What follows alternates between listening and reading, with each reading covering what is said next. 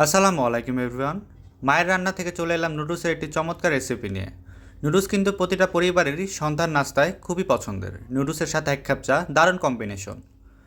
So চলেন শুরু করা যাক ভিডিওটি। প্রথমে চুলায় একটি সসপ্যান বসিয়ে নিব এবং সেখানে পরিমাণ মতো পানি দিয়ে নুডলসগুলো সিদ্ধ করার জন্য বসিয়ে দিব এবং নুডলসগুলো সিদ্ধ করতে করতে একটু লাড়াচাড়া করে নিব। এরপর একটি কড়াইতে তেল গরম করে পেঁয়াজ, মরিচ, পটল এবং গাজর ভেজে নিতে হবে এবং তারপর পরিমাণ মতো লবণ দিয়ে নিতে হবে এবং লবণ দিয়ে নাড়াচাড়া করতে হবে। কিছুক্ষণ পর সেদ্ধ করা গরু মাংসের কুচিগুলো এর সাথে ভেজে নিতে হবে এবং একটি সুন্দর কালারের জন্য একটু নাড়াচাড়া করতে হবে। এরপর এর সাথে দুটি ডিম অ্যাড করতে হবে এবং ডিমগুলো সাথে ভেজে নিতে হবে।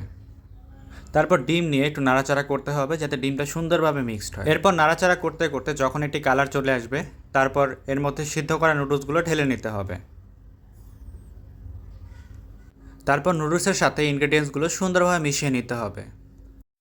এরপর কিছুক্ষণ লো ফ্লেমে চুলার উপর রেখে দিতে হবে যাতে নুডলসটা সুন্দর মতো রান্না হয় এবং তারপর এর সাথে সস এবং লেবুর রস অ্যাড করে নিতে হবে যাতে সুন্দর একটা মুখরোচক স্বাদ আসে।